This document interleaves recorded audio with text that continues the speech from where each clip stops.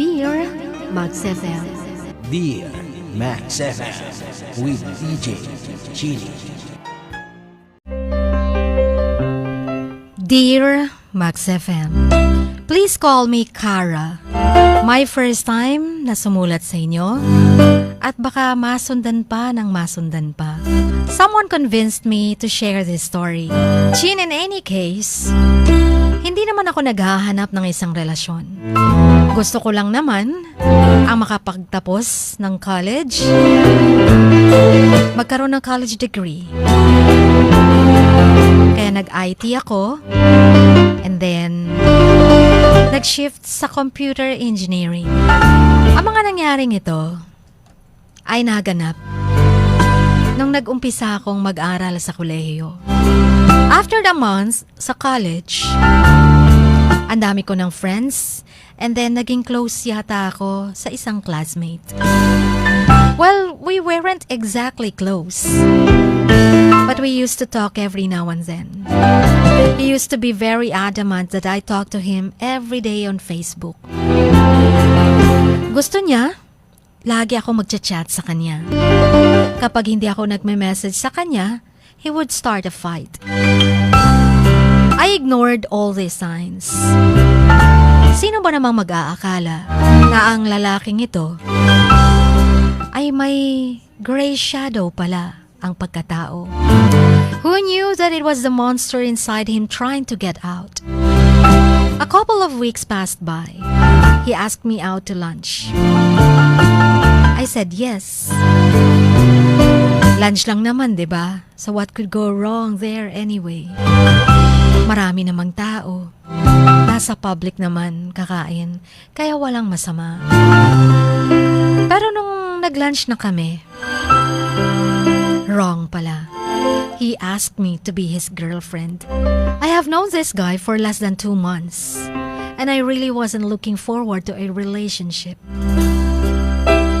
I tried to let him down gently. Hindi naman diretsahang pagbabasted ang ginawa ko. Sabi ko pwede naman siyang maghintay. Kasi 2 months pa lang naman kaming magkakilala. I told him that we shouldn't rush into things. But he started crying.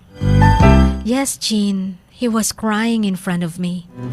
He was crying in front of the public. He was crying in front of more people sitting in a restaurant. And he was really starting to make a scene. And just to get out of the situation, so nag-yes na lang ako. Para di na siya iiyak. Para hindi na rin siya gagawa ng eksena. Nakakahiya sa restaurant. And so there, I was officially his girlfriend. Andun na yung mga signs eh. Pero sa umpisa, kaya pa. Pero naglaon na, he wouldn't let me talk to other boys.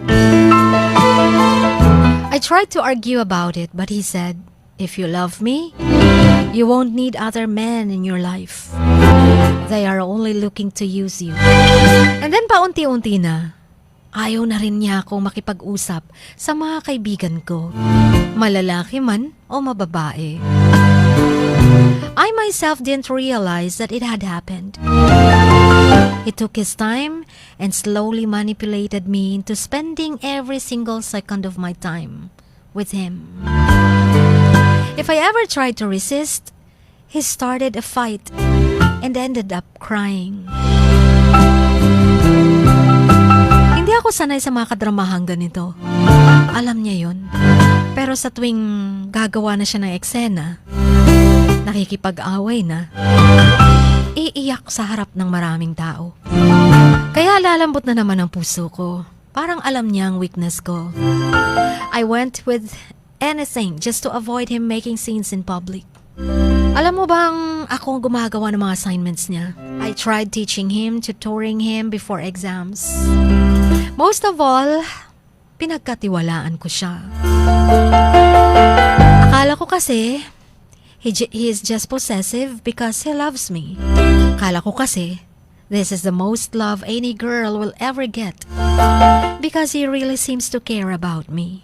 He wants to know everything na nangyayari sa buhay ko. Pati na yung nakaraan ko. We were like a role model couple to our classmates. Role model couple. Everyone wanted us to be together. And they said, "You guys are so meant to be." So pinagkatiwalaan ko siya sa lahat-lahat ng bagay. Sinabi ko sa kanya about my past, my family, pati mga past ng pamilya ko ng tatay at nanay ko. Lahat ng mga sikreto namin. And so I thought he would never judge me. I thought he would look at me for who I really am. Pero anong nangyari? So what really went wrong? And when did I realize I was on a downward spiral? He became obsessed. He wanted to live my life. Gusto niya siyang magdidikta sa lahat ng gagawin ko sa buhay ko.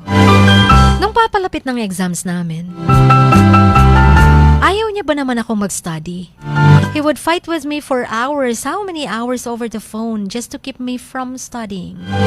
Isa kasi ako sa mga top scorers sa klase namin. Classmate ko siya, pero lagi siyang nandun sa baba. Laging kulelat sa mga scores sa exams. But in spite of all his efforts, he couldn't pull me down. He couldn't push himself higher either. Noong una, hindi ko alam, parang nai-insecure pala siya sa akin. Akala ko, gusto lang niya may kausap. Gusto lang niya makuha ang pansin ko.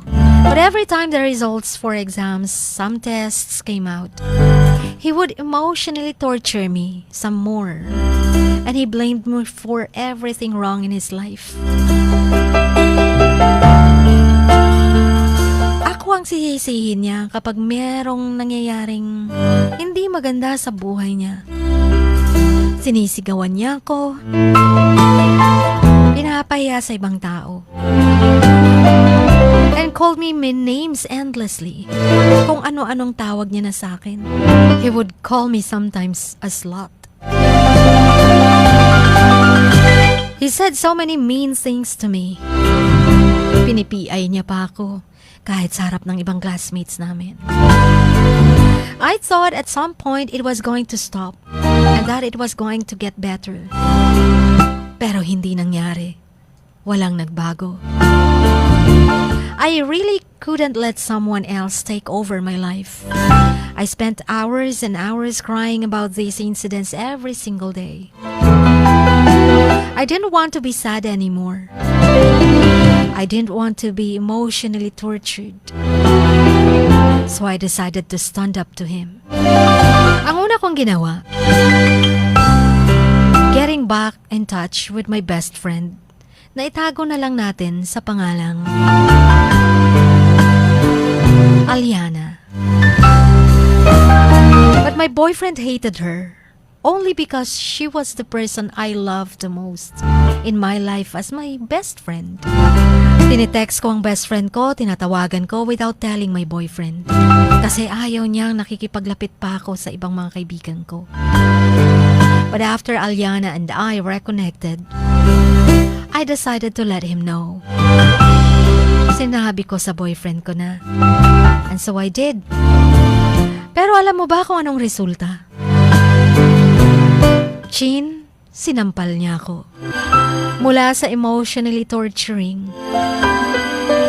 he has progressed to physically torture me. For the first time in my life, natakot ako.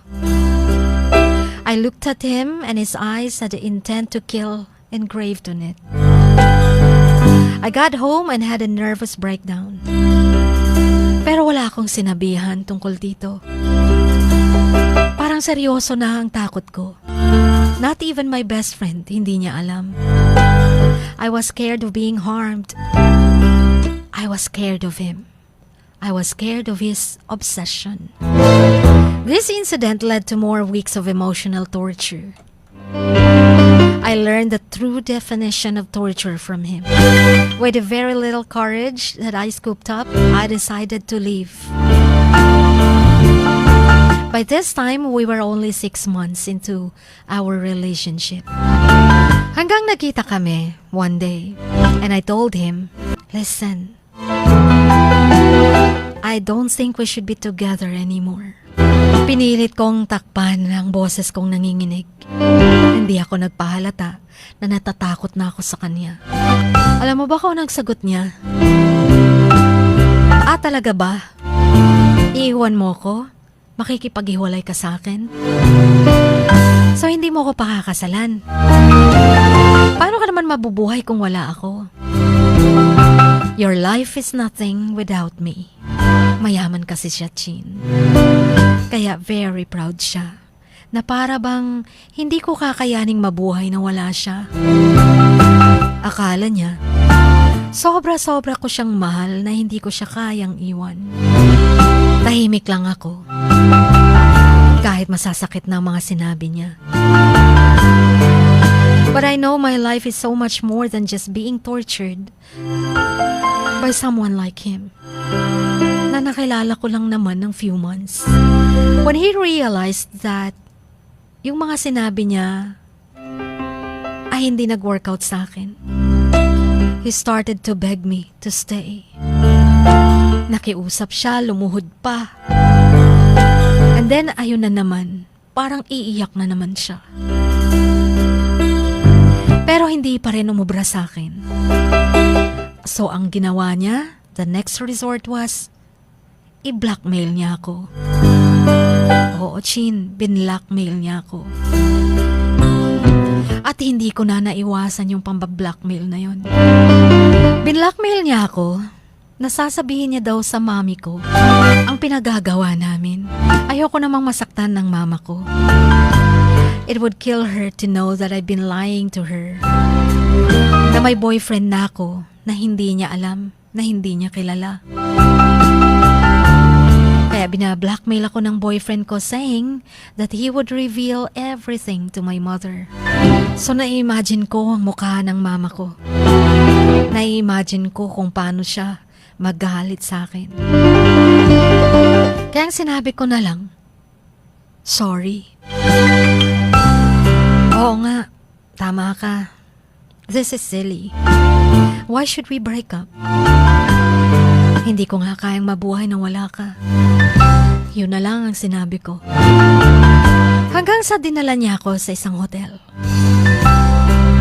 Kung dati-rati may nangyayari sa amin, gentle lang siya.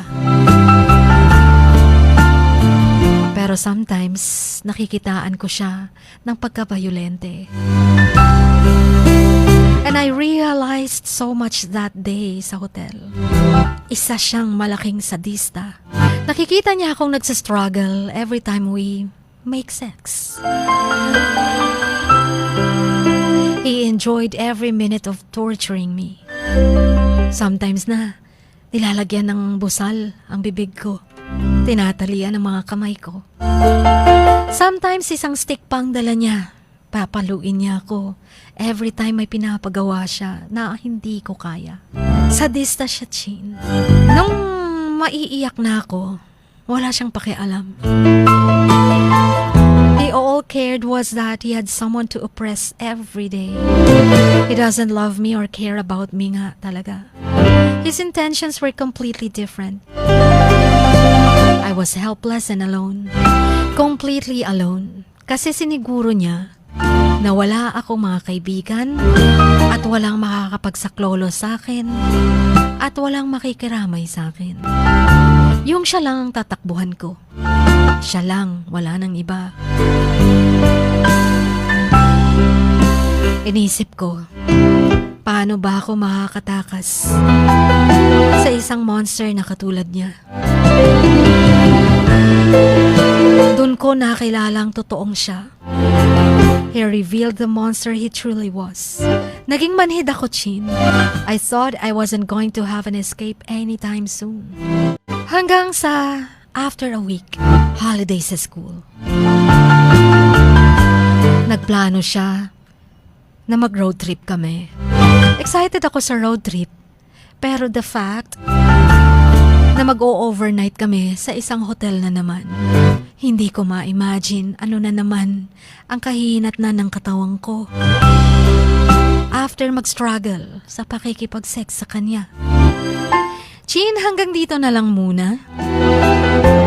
Abangan ng part 2 kung anong nangyari sa relasyon namin sa isang sadistang katulad niya. Sana'y mapayuhan niyo ako sa part 1 na to. Abangan niyo na lang ang susunod na kabanata. Ang inyong kamax, always, Kara. A few moments later.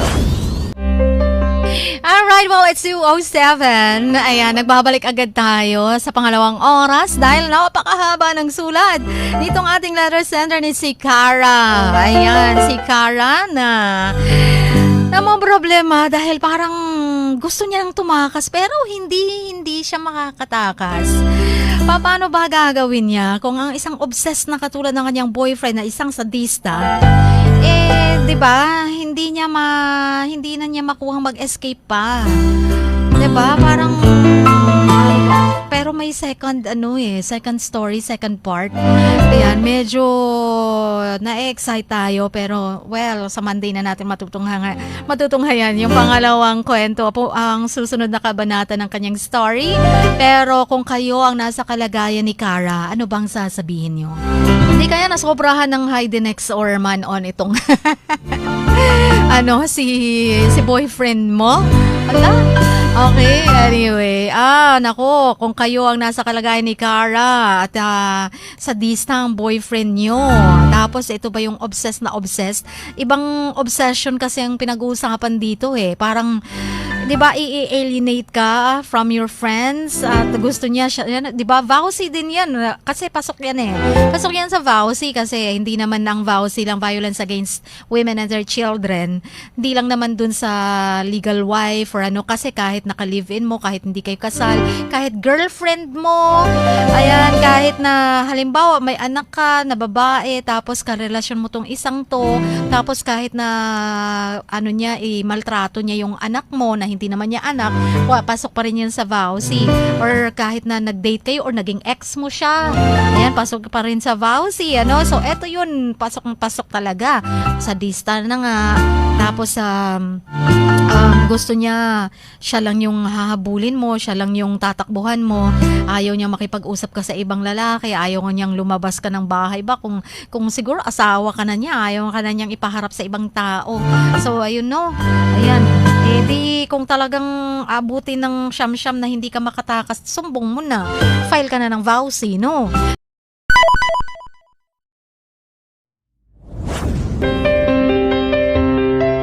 Sing like no one is listening. Love like you've never been hurt. Dance like nobody is watching. And live like it is heaven on earth. Dear Max FM. Dear Max FM with DJ Chini. Samahan si DJ Chini tuwing 1:00 hanggang 3:00 ng hapon, Lunes hanggang Biyernes sa Dear Max FM. Dear Max FM with DJ Chini. Ipadala na ang sarili niyong kwento, matuto ng leksyon at gawin itong inspirasyon. Dear Max FM with DJ Chini.